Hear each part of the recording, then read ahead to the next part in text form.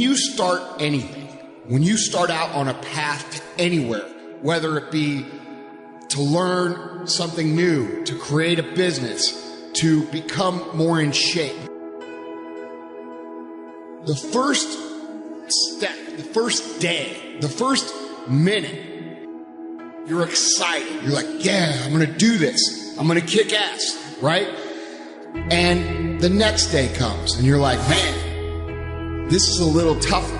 And then you take another step and another step. And maybe you get to Thursday or Friday and you're like, this is pretty hard, man.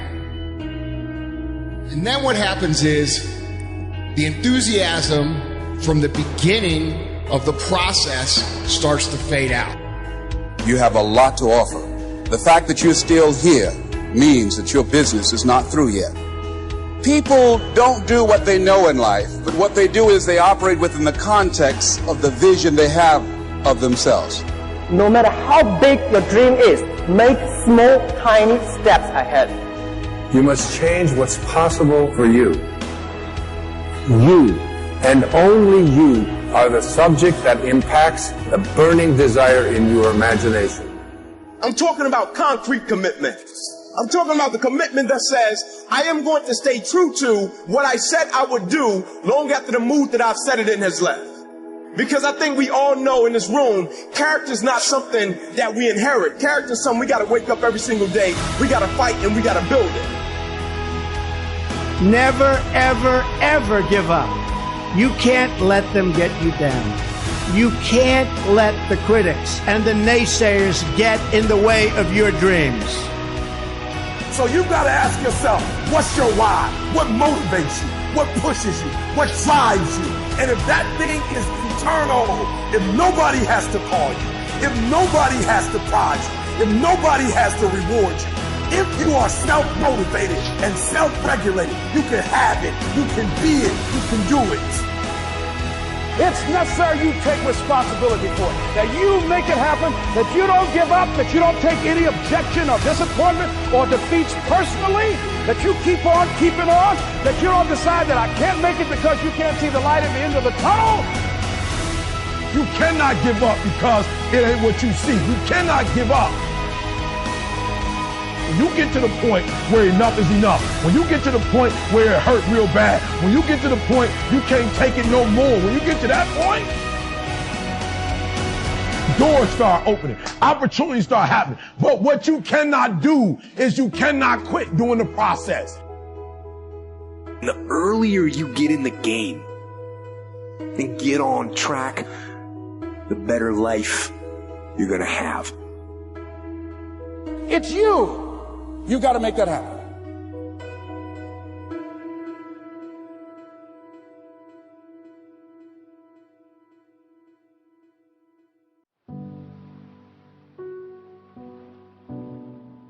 The first step before anybody else in the world believes it is you have to believe it. There's no reason to have a plan B because it distracts from plan A. I want to represent an idea. I want to represent possibilities. I want to represent the idea that you really can make what you want. One of my favorite books is The Alchemist, Paulo Coelho. And I just believe that. I believe that I can create whatever I want to create. Pain is not your enemy. Pain is your servant.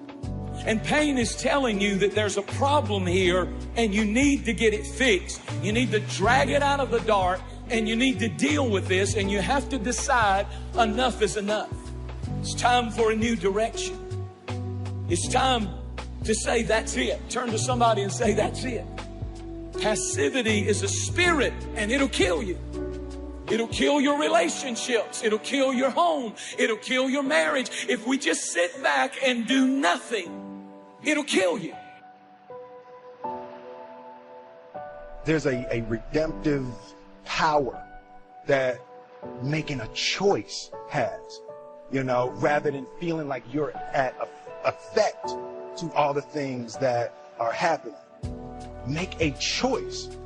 Like, you just decide what it's going to be, who you're going to be, how you're going to do it. Just decide. And then from that point, the universe is going to get out your way. Most people dabble in a million things, they master nothing, and they wonder why they're unfulfilled. In people's lives, there's only maybe half dozen, 7, 8 categories that really matter. Most people, they major in minor things. They focus on stuff that doesn't matter. They know more about this celebrity going in and out of rehab than they do about their own personal development. So if I had no other message to offer your viewers, and you let me give it to them right now, I'll tell you what I believe. I believe our lives are controlled by one force. Your brain is divided into 2 halves. Each half of your brain has millions of factory workers on each side. At the forefront of each one of those factories is a forming positive, and you got forming negative. You're the boss of the factory. You wake up in the morning and you say, man, I don't feel myself today. Forming negative hears that. He said, hey, the boss just woke up and said he's having a bad day today. Let's get to work.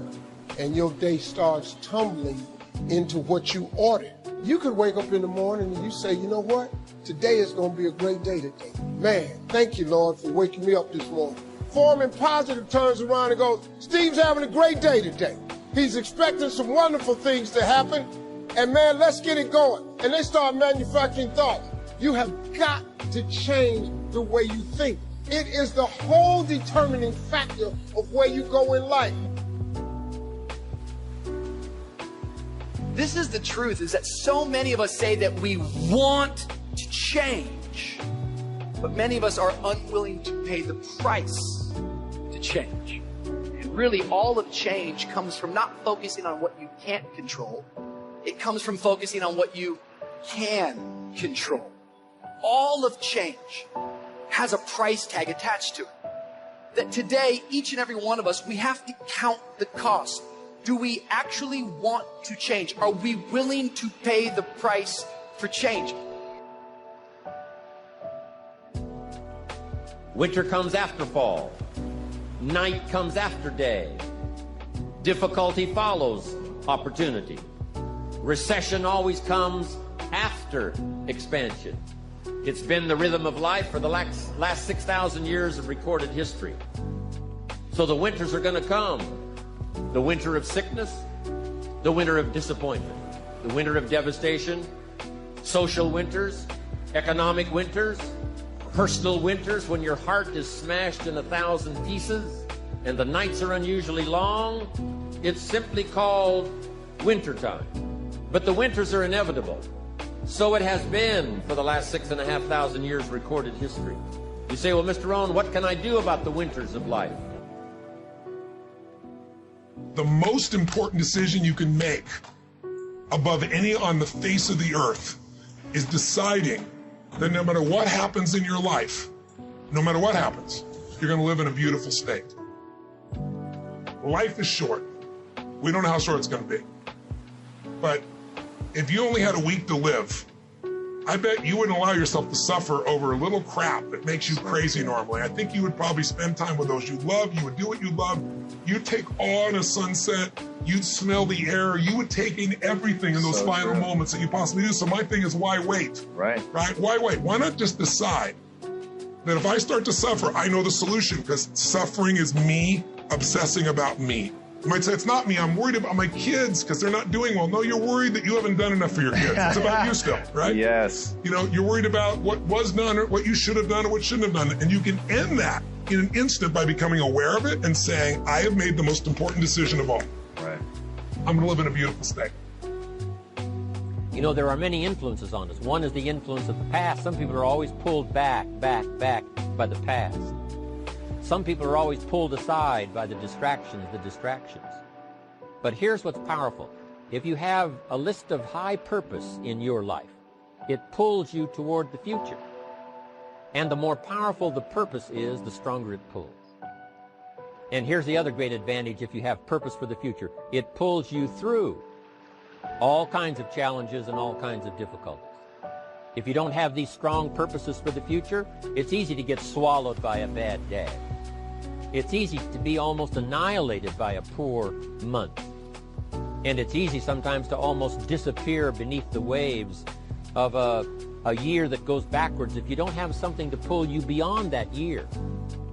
So if you want something to pull you through all kinds of challenges, all kinds of difficulties, and things that come at you, you got to have something on out there, beyond today, beyond next week, beyond next month, beyond this year, that pulls you into the future. And the clearer it is, the stronger it pulls. The more dynamic it is, the more it affects your life, your spirit, your heart, your soul. It also creates imagination. It gets your mind working on how to achieve that purpose. And if your mind will work, and if your heart works, and if your spirit works, and if you have good input, like good ideas, I'm telling you, there isn't anything you can't accomplish. Until you're willing to bleed to make your dream become a reality, your dream will be just that, a dream. See, so many people talk and talk and talk, but very few walk and walk and walk and turn their walk into a jog and their jog into a sprint, which is okay. But the problem is, they resent those of us who made the choice to put ourselves in position to hoist the banners. They resent those of us who made the choice to keep pushing, even when our skin got a little moist, because we understood that that moisture, aka sweat, would eventually build, and all of that sweat equity would allow us to never sweat or worry about struggle. That sweat equity would allow us to never sweat, worry, or stress, because winners like us chose to bury all of our fears. Winners like us chose to bury all of our doubts, all of our indiscretions, and we took all of our life lessons and refurbished, repackaged, recreated, and reused all of the pain, all of the hurt, all of the failure, all of the setbacks, and turned them into get-backs. And that's why we continuously get back up and will always get back up. When life pops up and pops us in the mouth, we may drop and we may go down, but it's never for the count. You can bet your bottom dollar that you can count on winners like us to always come through in the clutch. The separation of talent and skill is one of the greatest misunderstood concepts for people who are trying to excel, who have dreams, that want to do things. Talent you have naturally. Skill is only developed by hours and hours and hours of beating on your craft.